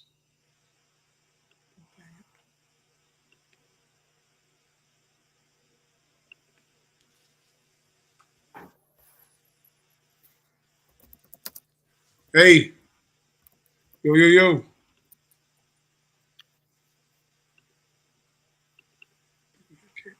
You froze up, buddy. Yeah, I think I froze up. Hold on one second. I'm going to restart. No problem. Okay, so I'm going to try to entertain you guys on the side. So Ty was nice enough to make up this kind of back screen here, but if you look at certain times, I kind of got like the Larry David side throw going on. Like right now. See how it kind of goes out like that? I look like a young Larry David. Anyway, while we wait for Ty to come back on, I just want to say, anybody that's watching, we really appreciate you. We're just a couple of friends that have known each other for a long time and talked Knicks for a long time. And, we want to share that with you guys. We want to share it with as many people as possible. We're really passionate about the team. We have been through all the wars with the team and everything like that, and are just passionate, exciting Knicks fans. So for those of you that are watching right now, let me just say I appreciate you guys. Really, really appreciate you guys. I know Ty does. I know Eric does. So thank you to all of you. We try to put out a good product. We try to put out a good show, try to entertain you guys while giving you kind of straight takes, None of that kind of manufactured middle-of-the-road crap that you see in a lot of other shows. Just kind of giving it to you straight from the Knicks fan perspective. So thank you so much. We really, really appreciate you guys. And we'll give that a minute before Craig comes on. And Eric, if you were watching, I hope you are having a great time in England. Stay away from the tea and crumpets, man. That stuff's un-American. Don't even get involved with it. Stick to coffee and McDonald's, and you'll be okay. Trust me. I've spent plenty of time abroad. As long as you stick with like coffee and McDonald's, you won't let all those weird European thoughts into your head, kind of distilling out your Americanness. But I think you already know that, so I think you'll be okay. See? Larry David, side throw. All right. So waiting on Ty to try to get back on here. And do we got anything in the comments here? Nope, nothing in the comments right now. If you're out there, please feel free to post something in the comments. Be happy to answer any questions that you guys have.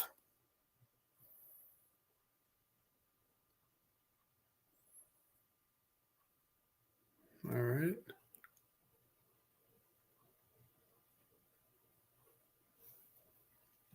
Still waiting for a sec.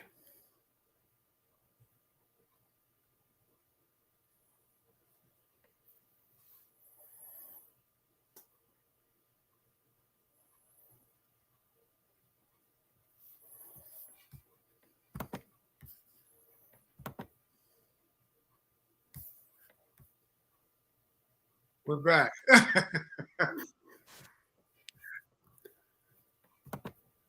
I was just saying the most outlandish stuff, probably making an ass of myself. Maybe the NBA got at me and didn't want me reporting on their fallacious. You know what? It might be the Garden. The Garden may have caught on to us, man, and they're trying to control us through their media policy. The facial recognition is happening. You just don't know it. Like a Minority Report movie, you know, this coming before the crime happens. They're gonna come get you. So, but yeah, we were just talking about more or less about the physicality that we know is happening in the games with Jalen Brunson. But you know, the question does arise: is it really just Nick bias? You know, when watching him, we do go back to the Houston game we talked about. You know, about the phantom call that wasn't there, and they just said, "Oh, well, we're going to call it." You know, granted, I do think Brunson does sometimes not. You know, he's letting them know he's getting fouled, and maybe they feel like he's showing them up a little bit. I don't know, but I don't know. What do you think has been like really the driving catalyst behind a guy now? When I look at the statistic, the third best guy at Shea is at 8.6, round up to 9. Brunson is literally 3 foul attempts behind him as the fourth player. You know, maybe should he be up to 7? Maybe he should be 8. I mean, all of it's debatable. Yeah. A guy who's had that much contact and draws that much contact, plays a physical game for his height. You know, he draws charges. It's not like he cheats the game that much. Do you feel like he's being cheated on that end? Is more or less the question. I think SGA operates can operate the same quarters that Brunson operates in, so it makes kind of sense. I don't think that the league conceptually is caught up with the idea of Brunson as a star because there is always that round pick label on that comes with him, and I think he doesn't have a lot of champions because, you know, no one saw him coming. You know, I mean, on the thread with you and Eric, one of you guys posted just a collection of all the people that blew out this signing and major sports personalities talking about what a joke this was and everything like that, and just seeing all of that. So I don't think that he's got a lot of champions in there.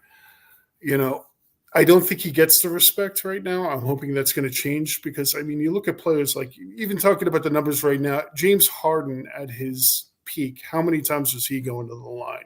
Like 12, 13 times a game was he going to the line? Yeah. And it was with that same jokey move that a lot of it wasn't even a foul, and a lot of that was initiated contact, but he still got to the line because he was James Harden. Yep, exactly. You know, we're not seeing that with Brunson. And again, you know, especially if it's not going to pay dividends necessarily, maybe be less physical, maybe take less charges. You know, maybe preserve you, because without you, we're going to the lottery at this point. Lotto. No, it's definitely true. You know, at this point, you do got to, you know, worry about, you know, the injury bug, which is something that we obviously we talked about every show so far since the month of January about the injuries and, you know, the physicality that Brunson does play with. You know, it does become a question mark. Like I said, you have only but so many jumpers, but so many falls, so many dunks in this game. You know, maybe it would be in his best interest to not. I mean, I'm on sure he doesn't know but one way to play. But, you know, you got to bubble wrap him a little bit if you plan on utilizing him at his max when time comes where you may have a team around him that's championship caliber. You can't do it. And, you know, you brought up a good point when I said about Brink coming full circle. Ewing is a great example of that full circle of a guy. We watch his knees have, you know, bundles of ice on it. You know, we watched the pool of sweat at the foul line dripping because we know he was a hard worker. And he left everything on the floor. Brunson does the same thing. He leaves everything on the floor. We just hope that by the time he does leave it on the floor, he leaves a ring on his finger too and hoists the trophy. And I think the Knicks do need to be a little bit more careful. Go ahead. It's like training the running quarterback to slide. Yeah, it's true. True is to what you know. preserve him. Yeah, It's the same thing with Brunson. I yeah. mean, you love the guy's heart and everything like that, but you think about Jesus Christ, what if he comes down wrong one day? We've had the scares. We've had the scares. I mean, we saw that one little nip of the knee that we were all trying to figure out what the hell happened. But we Yeah, that watched, was weird. and I bet you everybody held their breath until they turned blue, even black people. Because I'm gonna tell you one thing: you had to have been scared, itless when he had that injury, because we're like, well, there goes the season. This is over with. Yeah, I thought that was a major knee injury. I thought that Oh was yeah, his patella oh tendon going down. yeah. There was no, there was. I know I cringed. I couldn't. I was like, I don't even want to know. I don't even want to know, because I'm like, this once again, waiting for the other shoe to drop. This is typical Nick thought, and I think we need to make sure that this guy, albeit, yeah, he might be getting cheated at the line. Does he want, maybe it is the name on the back of the jersey and not the production on the floor that we're looking at, is that he's definitely not reaching that star echelon in the eyes of many. I think he's starting to now get a lot of respect from a lot of people. But, Shea has been the sexy name throughout the whole rest of the year. So I'm not really shocked with how many points he's getting. I mean, at the free throw line, or attempts, I should say. We know what Luka does. Giannis, he plays probably the most physical game in the NBA, so I can get why he goes there 10, 11 times. He probably does get fouled a lot more, or because he initiates so much physical contact himself. And you have the only thing you can do is try to foul him, because he can't shoot free throws, but even more so, how else you're going to try to stop him? You got to do something to stop him, and you got to at least do something physical to do that. But yeah, I just wanted to bring that up as far as saying that, when we look at that, he is getting some respect. So I don't want to just poo-poo and say he's getting none. It's just maybe they do need to do a couple of those upticks and not allow the fouls that we saw at the end of an OKC game or having a Houston game, out of respect for the sport in itself, respect the players, and hopefully you will, see that number go up a little bit more, because he does deserve it. It's not like he's playing like a punk game. He's playing a very physical game. Right. So I'm going to finish this off with the one thing that I just learned, courtesy of our brother Bob Greenberg. We're talking about the guy, which I don't know if you were shocked. I was thoroughly shocked. Not because Dick Barnett I didn't think should have been in the Hall of Fame. I didn't know he wasn't in the Hall of Fame until now. I'm like, wait a minute. Mm-hmm. This dude's 87 years old. He just decided now to give him his flowers? Are you serious? He's noted for the fallback baby jumper, and that's what they call fallback baby, although Clyde he says an explicative. It's not fallback. It's something else. I'm just going to leave it at that. That's what Clyde says. However, we're learning that he got a Hall of Fame nomination after being 87 years of age. He's from Gary, Indiana. He's a shooting guard. He's a two-time NBA champ with the Knicks. He's been well decorated. You see him at the games. Obviously, I didn't get a chance to watch him play. I'm not of the age I've seen that. But we do hear Clyde always shower him with accolades and love. Just want to give him a little shout out. Hall of Fame nomination, way too long, but much deserved. It's like 87. What are you waiting for the guy to die? Yeah, seriously. I mean, I don't know. I mean, I wish Bob Greenberg was on this show, because he would have been able to give us a lot more highlight. We're going to get you on the show, Bob, at some point when we do a retro show and talk about the old school Knicks. Get you on here and offer your insight to that, because all of us at one point didn't get a chance to see, obviously, the win. I mean, I was born, but obviously I had a rattle at that point, so I didn't get the glory. They stopped winning after I was born, so I'm the bad luck charm, I always say. However, big up to Mr. Barnett, Dr. Barnett, I think he is. I think he has a new PhD, whether it's honorary or not. But Brother Nick in the Hall of Fame, who could ever be mad about that? That's for sure. But that's what we got.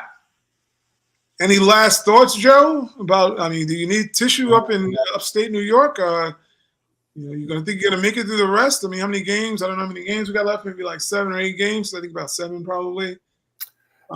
That's one of those things where you just look at yourself and you go, I've lived through worse. Definitely worse Knick teams, that's for sure. Yeah. Disappointing, but not that soul-crushing despair kind of thing that I felt a couple of times as a Knick fan. Yeah, it'll be all right. Yeah, I just think I do agree with you. You said earlier in the show. I do believe OG will be back. I I don't think he's his work. We know Randall's the biggest question mark in my opinion. I think OG is getting the rest. From what I understand, they said rest is key to fixing this also. Mhm. I think it's that, and they believe that he can just come back in and spring in and fit in without any issue, which he did the first game. He came back, he was pretty solid. He was smooth. He didn't look like he missed a beat. It's just the aggravation happened. So let's pray that for those things that at least he gets back in the lineup and gives us some sort of option come playoff time, because they're here. The playoffs are here. We're only maybe a few weeks away from the start of the first round competition. So the best team we can roll out is the team we need, and hopefully a very healthy team. So another guy we were talking about, and let's just bring him back, talk about health just real quick. Mitch is no, whatever he said, Mitch is no bitch, is what he said. We are learning that he did come back, and shout out to him for giving an effort and trying to at least show that, he gives a damn about the game and he wants to help his fellow teammates. And he deserved flowers on that, because we needed the backup help one way or another before the injury bugs hit Isaiah Hartenstein also. So shout out to Mitch. We love you, brother. Keep doing what you do. Had some good rebounds last night in the game. So he's showing a lot of heart. Think we're good? I think we're good. So tell them where you can find you at, Joe. Okay, you could find me at Upstate Joe AKU on X, and you can find me on the fan page. There you go. And I'm your host. You can always find me on the fan page. I'm just throwing it down there, trying to give you the recaps, give you all the information that revolving around our Knicks. I don't have a life, so the Knicks are it. I tell people all the time, this is my hobby.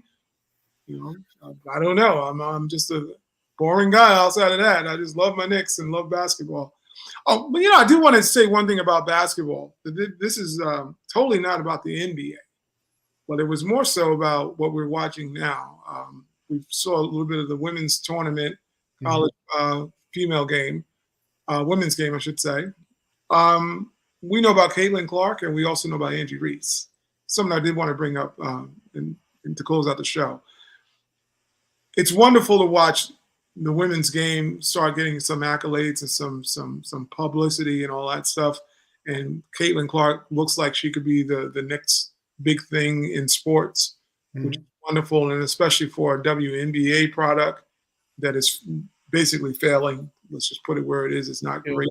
It's not in a great way. We're hearing about Ice Cube coming along, the hip hop artist Ice Cube, who owns the Big Three League, soliciting that he might want to offer her $5 million, which is great for her. If she accepts it, it's fine.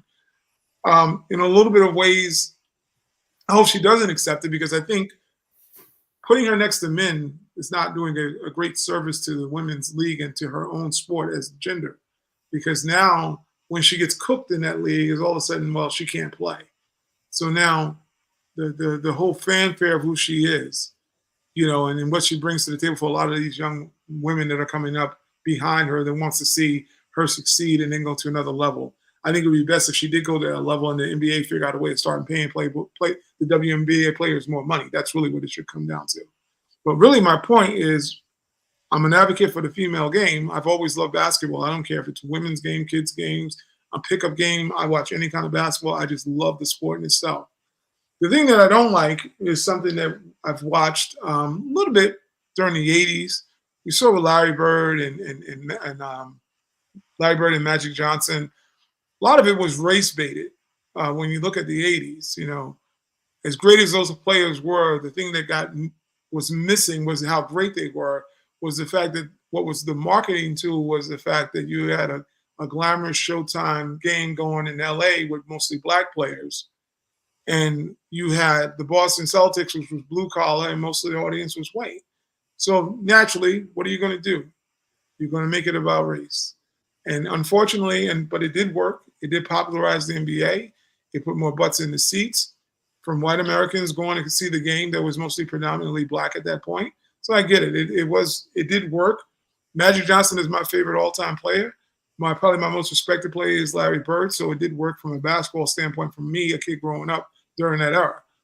However, what I didn't like recently was hearing about the race involving women because one is more competitive and outspoken than another player. I don't think Caitlin Clark, and from what I'm understanding, she gets completely desecrated on Twitter more than probably any player, and she's a female white athlete.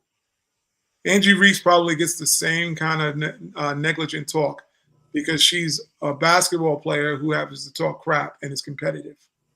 Something that they act like it's foreign to women to be either one. I just think that it would behoove people to start being better about treating these people like athletes and not like colors or hues. And that's really what it comes down to nowadays. I just think it's disgusting that these young women are up on the podium crying about how they're being talked about and how they've been besmudged, and talked about in a sexual way.